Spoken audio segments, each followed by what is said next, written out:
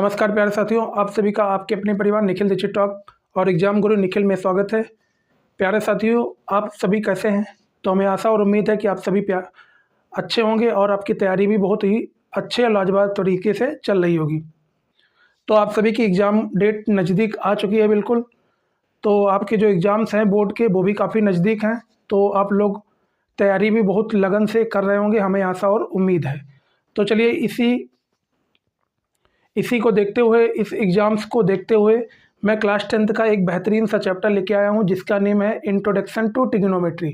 Chapter number 8 math का ये हमारा चैप्टर है। काफ़ी ज़्यादा इंपॉर्टेंट है बोर्ड्स एग्ज़ाम्स के लिए, वो चाहे यूपी बोर्ड हो या कोई अन्य स्टेट बोर्ड हो या सीबीएसई बोर्ड हो, कोई भी बोर्ड हो, उन सभी बोर्ड्स के लिए काफ़ी ज़्यादा इंपॉर्टेंट होने वाला है क्लास 10th का चैप्टर नंबर 8।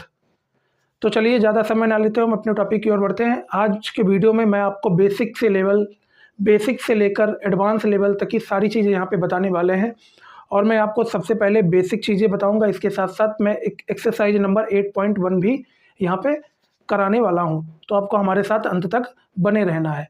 अगर आपने अभी तक चैप्टर नंबर 4 साइंस का, जो अभी मैंने कुछ टाइम पहले ही अपलोड किया है अपने यूट्यूब चैनल पर, वहाँ से आप अपना chapter number 4 carbon and its compound, ये साइंस का चैप्टर है, इसको आप कंप्लीट कर सकते हैं। तो चलिए ज़्यादा समय ना लेते हुए हम अपने टॉपिक की ओर बढ़ते हैं। आज का जो चैप्टर है जिसका नेम है इंट्रोडक्शन टू ट्रिग्नोमेट्री, ये चैप्टर नंबर 8 है। ये क्लास 10th का चैप्टर है, काफ़ी ज़्यादा इंपॉर्टेंट है। तो चलिए शुरुआत करते हैं भैया ट्रिग्नोमेट्री की। किसकी शुरुआत करते हैं? ट्रिग्नोमेट्री की। सबसे पहले मैं आपको कुछ बेसिक चीज़ें बताऊंगा, वो आपको मालूम होना चाहिए। देखिए, जब भी हम ट्रिग्नोमेट्री पढ़ते हैं तो आपको पैथागोरस थ्योरम आनी चाहिए। क्या आनी चाहिए? पैथागोरस थ्योरम आनी चाहिए। अब पैथागोरस थ्योरम की क्या ज़रूरत पड़ी भैया? तो पैथागोरस थ्योरम की इसलिए ज़रूरत पड़ती है क्योंकि देखिए 3 साइड्स होती हैं। अभी समझाते हैं आपको। जैसे मैंने ये राइट एंगल ट्रायंगल बना लिया,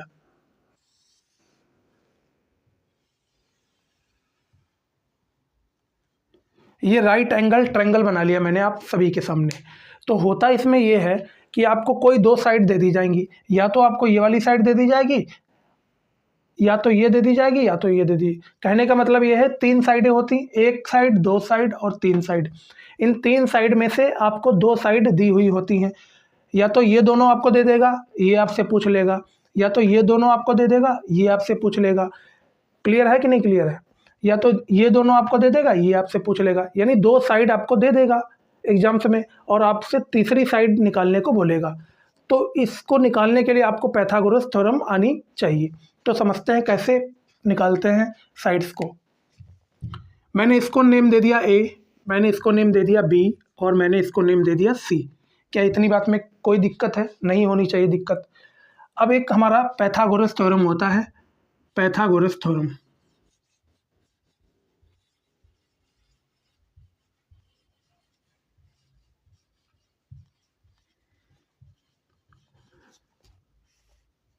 पैथागोरस थ्योरम को बताने से पहले कुछ चीज़ें मैं आपको यहाँ पे समझाना चाहता हूँ, उनको आपको ध्यानपूर्वक समझना है हमारे साथ साथ। देखिए, ये जो सीधी रेखा है ना, ये सीधी वाली लाइन, ये वाली लाइन, ये सीधी लाइन, ये हमेशा 90 डिग्री की होती है। यानी ये 90 डिग्री होता है। ये एंगल कितने का होता है? 90 डिग्री। इसके सामने वाली साइड यही तो है। देखिए, इसके सामने वाली साइड यही तो है भैया। अरे, इसके सामने वाली साइड ये है। तो ये सामने वाली साइड को हम बोलते हैं हाइपोटेनस। क्या बोलते हैं? हाइपोटेनस बोलते हैं। और इसी को हिंदी में बोलते हैं कर्ण। क्या हिंदी में बोलते हैं? कर्ण बोलते हैं। क्या इतनी चीज़ों में कोई दिक्कत है? नहीं होनी चाहिए। अब मान लीजिएगा, अगर आपने एंगल सी माना है, मतलब सी पर अगर आपने एंगल माना है, कोई भी एंगल मान लीजिएगा, मैंने मान लिया यहाँ पे थीटा एंगल, तो इस एंगल सी के सामने वाली साइड कौन सी होगी? ये वाली होगी। इस एंगल सी के सामने वाली साइड ये होगी। कहने का मतलब ये है कि इस एंगल थीटा के सामने वाली साइड ये वाली होगी। तो इसको बोलेंगे परपेंडिकुलर। क्या बोलेंगे? परपेंडिकुलर।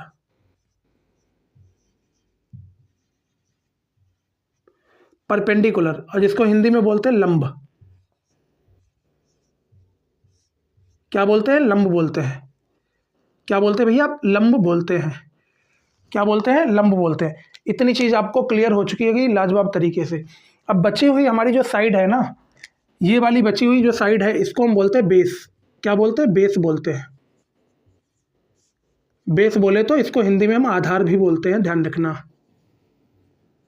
हिंदी में इसको आधार बोलते हैं। क्या बोलते हैं? आधार। तो मैंने कुछ चीज़ें आपको बताई। क्या चीज़ मैंने बताई? मैंने आपको ये बताया कि भैया ये जो सीधी रेखा है ना, ये सीधी वाली लाइन ए और बी, ये वाला एंगल 90 डिग्री का होता है। इस 90 डिग्री के सामने वाली जो साइड होती है, ये वाली सामने वाली साइड देखिए, ए और सी, इस साइड को हम बोलते हैं हाइपोटेनस। क्या बोलते हैं? हाइपोटेनस। अब मान लीजिएगा कि मैंने सी पर थीटा एंगल माना है, मान लीजिएगा कि मैंने सी पर एंगल थीटा माना है, तो इस थीटा के सामने वाली साइड ये वाली हो जाएगी, ये वाली।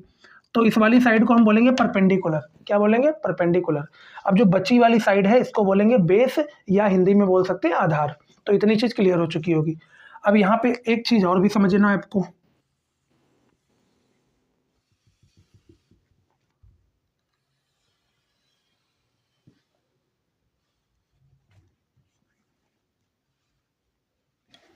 इसको मान लीजिएगा ए, बी और सी, मैंने नेम दे दिया तीनों एंगल्स को। क्लियर? बिल्कुल क्लियर। हमेशा ध्यान रखिएगा, एक चीज दिमाग में आपको बैठा लेनी है कि जो सीधी रेखा होगी ना, सीधी राइट एंगल, ये वाली सीधी रेखा, ये, इस पे हमेशा राइट एंगल 90 डिग्री ही बनेगा। कितना? 90 डिग्री। और इसके सामने वाली साइड कभी भी चेंज नहीं होगी। ये जो सामने वाली साइड है ना, ये हाइपोटेनस, मतलब 90 डिग्री के सामने वाली साइड क्या कहलाती है? हाइपोटेनस। तो ये कभी भी चेंज नहीं होगी, कभी भी नहीं चेंज होगी। क्या नहीं चेंज होगी? कभी ये चेंज नहीं होगी। बल्कि इसको हम चेंज कर सकते हैं, इसको चेंज कर सकते हैं। अब बताएंगे कैसे। अब हम आपको समझाएंगे कैसे। अभी तक मैंने यहाँ पे थीटा माना था, मतलब यहाँ पे हमने एक एंगल माना था, उसको बोला था थीटा। ठीक? तो थीटा के सामने वाली इधर वाले को बोलना है तो परपेंडिकुलर। अब हम एंगल यहाँ ना मान के इस वाले सी पर थीटा मानेंगे। क्या मानेंगे? सी पर हम थीटा मानेंगे।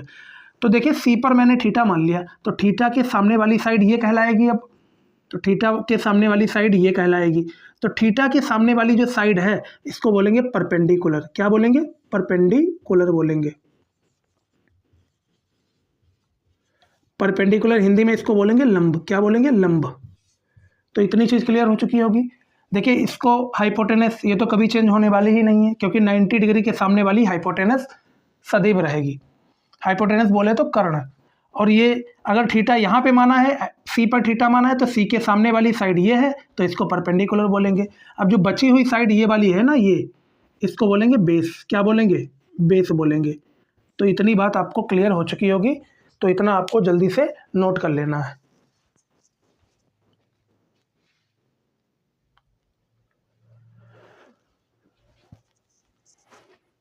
तो हमें आशा और उम्मीद है कि प्यारे साथियों, आप सभी को चीज़ें समझ आ चुकी होंगी।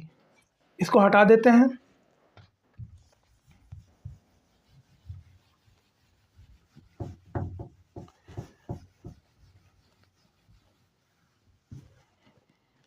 पाइथागोरस थ्योरम क्या होता है?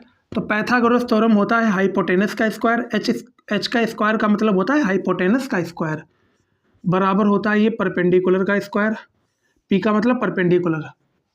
और ये हाइपोटेनस परपेंडिकुलर, ये चीज़ हम अभी ऑलरेडी डिस्कस कर चुके हैं, प्लस बेस का स्क्वायर।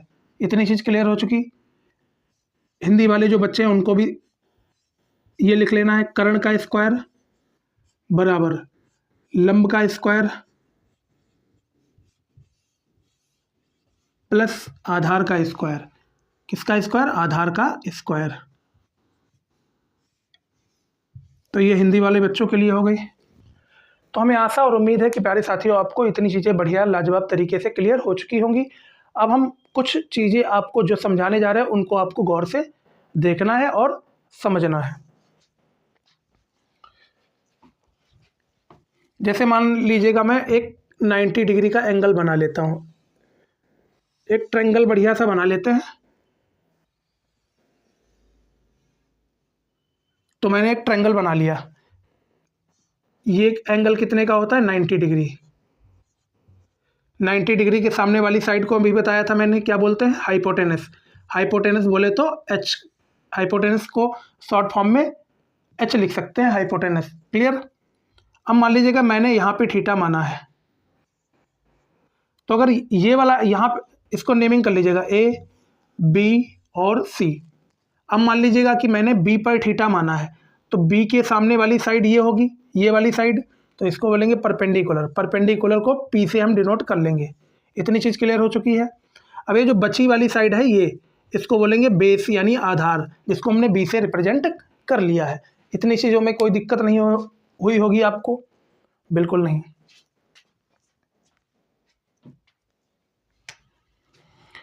अब हम आपको कुछ चीज़ें समझाने जा रहे हैं। जैसे मान लीजिएगा कि आपको हाइपोटेनस दे दिया है 5, क्या दे दिया है 5 सेंटीमीटर आपको हाइपोटेनस दे दिया है। आपको परपेंडिकुलर दे दिया है कितना, ये भी आपको दे दिया है 4 सेंटीमीटर। अब आपसे पूछेगा भैया बेस बताओ, क्या बताना है आपको? बेस बताना है, यानी आधार बताना है। मैंने आपको शुरुआत में ही बताया था कि ट्रायंगल की 2 साइड्स दे रखी होंगी, आपको एक साइड पता करनी है, तो आपको सबसे पहले बेस बताना है कितना होगा। तो उसी फार्मूले के हिसाब से चलना है आपको। सबसे पहले देखिए लिखा हाइपोटेनस का स्क्वायर, तो हाइपोटेनस कितना है 5 है, तो 5 का स्क्वायर यहाँ पे आपको लिखना पड़ेगा। तो मैंने 5 का स्क्वायर कर लिया, बराबर का साइन लगा है, बराबर का लगा लिया है। फिर पी का स्क्वायर मतलब परपेंडिकुलर का स्क्वायर, तो परपेंडिकुलर का स्क्वायर 4 दे रखा है, तो 4 का स्क्वायर आपको करना पड़ेगा, यहाँ कर लिया मैंने। इसके बाद प्लस का साइन लगा, तो प्लस का साइन यहाँ लगा देना। अब बेस का स्क्वायर लिखा है, बी का मतलब बेस का स्क्वायर। अब क्या बेस कुछ दे रखा है? नहीं दे रखा है, तो आपको जैसा बेस लिखा है वैसे ही आपको लिख लेना है। अब 5 का स्क्वायर होता है 25, तो आपको 25 लिख लेना है। 4 का स्क्वायर होता है 16, 16 लिख लेना है, प्लस बेस का स्क्वायर प्लस बेस का स्क्वायर। अब ये देखिए, ये जो 16 है ना, ये प्लस के हैं। किसके हैं? प्लस के। ये प्लस के 16 इधर आ जाएंगे, फिर 25 में से आपको ये प्लस के 16 जब इधर आएंगे तो ये माइनस में हो जाएंगे, तो 25 में से आपको 16 घटा देना है। ये किसके बराबर रहेगा? बेस के स्क्वायर के बराबर रहेगा। 25 में से 16 घटाएंगे तो आपके बचेंगे 9। कितने बचेंगे? 9। अब यहाँ पे देखिए ये स्क्वायर लगा है बेस के ऊपर, ये स्क्वायर जैसे ही हटाएंगे तो 9 के ऊपर क्या लग जाएगा? 9 के ऊपर रूट आ जाएगा। क्या आ जाएगा? रूट। 9 के ऊपर रूट आ जाएगा, ये बेस सिर्फ बेस ही रह जाएगा। मतलब इसके ऊपर से स्क्वायर जैसे ही हटाएंगे तो रूट आ जाएगा किसके ऊपर? 9 के ऊपर। अब 9 के ऊपर रूट लगा है, इसका मतलब क्या है? 9 किसका स्क्वायर है? 3 का स्क्वायर है, तो बेस की वैल्यू कितनी आ चुकी है? बेस की वैल्यू आ चुकी है 3। तो यानी हमारा बेस जो आया है वो कितना आया है? 3 आया है। तो हमें आशा और उम्मीद है कि प्यारे साथियों आपको चीज़ें लाजवाब तरीके से क्लियर हो चुकी होंगी।